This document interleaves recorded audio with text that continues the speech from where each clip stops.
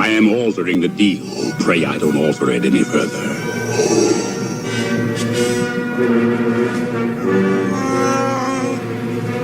Hello and welcome back, and that is right. Today we're returning to the subject of Synology and more changes by the brand on the licenses that you do get included with your system. What is there and what isn't going to be there down the road. Also changes some of their online services, some negative stuff, but I would also argue some good stuff, generally addressing something of a problem I've had with Synology's online services for a long time that's long overdue. But ultimately, this is all adding up once again to this brand not only repivoting and reorganizing their business model to target businesses and enterprise more and more, but also this death by 1,000 cuts of their platform that is harming the, if not the entry level, then at the very least, the bottom half of their user stack there. No one buys Synology for their hardware, apart from when you go into those upper echelons. Some of that flash stuff is really interesting as well. Those systems people can buy for the hardware and the software combined, but everyone knows in that second half, the lower half of the stack,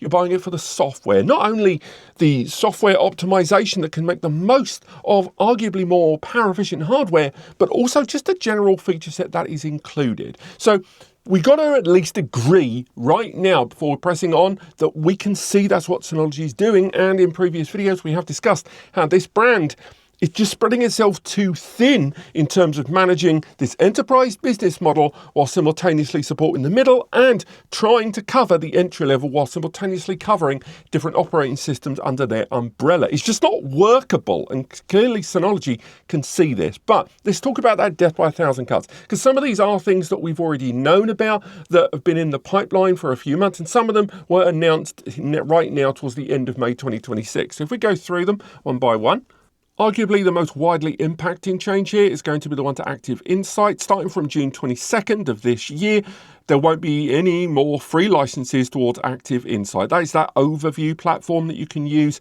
for managing multiple systems remotely and getting real-time human language alerts, notifications, and ultimately was a, I would argue, pretty well put together service platform for managing systems. And lots of users were utilizing that complementary license that you got with your system because they bought one Synology and it was giving them management pretty much anywhere in the world, bouncing off of Synology's relay point. Unfortunately, that free license isn't going to be there. So this is the one that I would argue is going to impact the most people. And this is going to be the one that instead of that free license, it's going to cost you $29. Now, if you've already got it in place, it's still going to be active, that free license, but it will secede in June 22nd, 2027. So just over a year from now.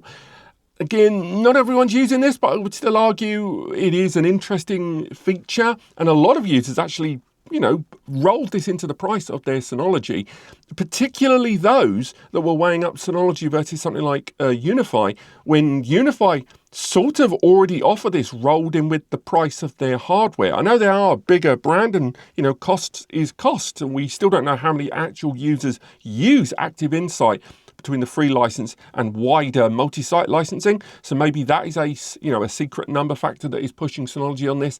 But still, it's very disappointing to see this rolled away because it is a lovely little extra that some users have kind of taken for granted that it's just always been there. This next change is one that I've wanted for the longest time, and this has been the realignment of all of these different C2 services. For those that aren't aware, Synology runs a cloud platform called C2, and this allows you to have areas of storage space, whether it is you're going to be using it as a kind of middle ground relay point for transition of data and access of data outside of certain secure networks, or for those that were just patching in to a server remotely is too difficult, too slow, or too unsecure. Whereas this allowed a lovely encrypted remote management cloud platform that you could relay back and forth with your data. Now, the big change is that awful model and naming that they've had before, because it's always been tremendously unclear for a brand that takes its clarity quite seriously. They're getting rid of, or I say getting rid of, they're folding in the services of C2 Storage Basic, C2 Storage Advanced, and C2 Object Storage, as well as the storage, within those that is utilized by Hybrid Share and Hyper Backup, and they're folding it into C2 One Storage. This combines that C2 storage and C2 object storage into one. And again, I applaud this move. I like it.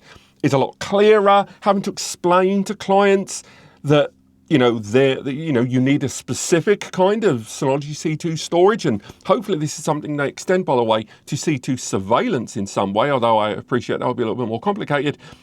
This is a change they're making, I would argue, for the better. Unfortunately, it's not completely for the better because it is going to involve a change in the pricing model. Originally, you could get a simple 100 gig, a simple 300 gig, or a terabyte of C2 storage. Now they're eliminating the 100 gigabyte C2 storage area, which genuinely a lot of users used for, remote ISO backup and stuff like that, and just easy kind of mission critical storage or even temporary transition storage when remotely. And this now is going to be merged into that 300 gigabyte model. So that means the entry point here is going to be $29 or 29 euros, and the 1 TB is now going to be available all the way up to 200 TB, and it is priced per terabyte at $77.99. So again, there is that monthly pricing as well at $799. But ultimately, between the two, the change there, I'm still pleased they're doing it, and I can understand that if you're merging these services, there's going to be difficulties with realigning the pricing in the existing contracts there. But apparently, the legacy plans are going to renew during the transition. And auto-renewing those old plans will convert to the new ones by December 22nd of this year. Ultimately, C2 1 storage is not discontinuing those storage areas, it's just merging them together. So again, I really, really like that. Next up, C2 Identity is the next one on the chopping block. Well, not too much, but really a reprofiling, but there is an opportunity here for people to miss out. C2 Identity, the free variation, is going to be killed off in June next year, so June 22nd, 2027, well over a year away. Whereas C2 Identity for Business, although it is being also killed off, it's actually being reprofiled and retooled elsewhere. And we will get on, by the way, to C2 Password shortly. But what's going to happen now is this is now going to be turned into just C2 Identity. So you either have to get individual C2 Identity licenses. So that, again, will have a number of users covered by individual licenses per license. But there'll also be C2 Identity Lite licenses bundled in with directory-dependent C2 services. Again, C2 Backup Business, that sort of thing. So it is going to be there, but the free entry point, the pure free entry point, is pretty much going to be long gone in a year's time.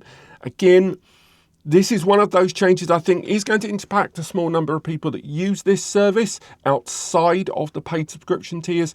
And arguably, again, this is one where without that nebulous information of just how many people are actually using it and how many users are actually paying for it and how many users, just expect this within DSM when they purchase their Synology NAS. And, we're not going to argue that. I think the lack of a free license here is another example of Synology doing that death by 1,000 cuts thing that I'm not a fan of. Next up, two services that are getting killed off, C2 Password and C2 Transfer. These two services, again, without knowing just how much they're actually being used by the public. Again, Synology hasn't really commented on that, whether these are being retired due to their utilization or it's just easier to merge them into other services. I'm not seeing anything to indicate that C2 Password or C2 Transfer is being absorbed into that upgraded service. And we will get on to changes to the Synology account as well in just a moment. But C2 Password, so whether that's the free version, the plus version, or the business version, or C2 Transfer, the free professional or business version, they're all being depreciated there. Again, C2 Password reaches end of life in June of next year. It's a big month to see the end of a lot of stuff there, and you're not going to be able to get any subscriptions for that service after June 22nd, 2026. And with C2 Transfer, it's pretty similar. You're not going to be able to apply for new accounts for C2 Transfer from June 1st. And the changes all come in with the end of life fully for C2 Transfer on June 22nd of next year. I kind of don't know how to feel about those because, again, without knowing how much they're used or whether they, were more hassle to run, but still, Synology has seen fit to kill them off. And finally, arguably, the change that was the catalyst for me making this video, because originally I wasn't going to make a video on this until I saw Synology's redesign of the Synology account portal that's coming. And this is going to change the Synology account to be better positioned for, quote, managing your existing devices, licenses, services, and subscriptions, as well as partner relationships, active devices, license packages, that sort of thing. Now, to me, that was kind of another loud horn in the background of where Synology's priorities are lying right now as they try to spin so many plates at once. And the idea that they're upgrading it so we can manage our licenses more, that to me suggests that this is not the end of the road for these license changes coming up. And it makes me worry just how many of the free licenses are perhaps going to fade away, or worse still, how many apps and services that we currently have included in DSM potentially might suddenly change how you can access them, if at all. Now, we can cry foul. We can shout words like conscientification and forgetting who put you where you are until the end of time. But we also have to acknowledge Synology is a business. They are a business that arguably needs to make money. Hear me out. We're just playing devil's advocate here. Don't lose your rag in the comments. But they are a brand that has for the longest time produced servers and has lots of servers in the market right now. But people are buying fewer servers right now as they wait out the AI boom and bubble that is affecting hard drives, SSDs, memory upgrades and more. Lots of people, not just entry level, but businesses going up and up and up, are weighing up whether to delay upgrades, delay server purchases and scale up. Synology needs to remain afloat, so there is an argument to be made that reprofiling their model, or at least now having to choose between one of these many plates, makes a little bit more sense.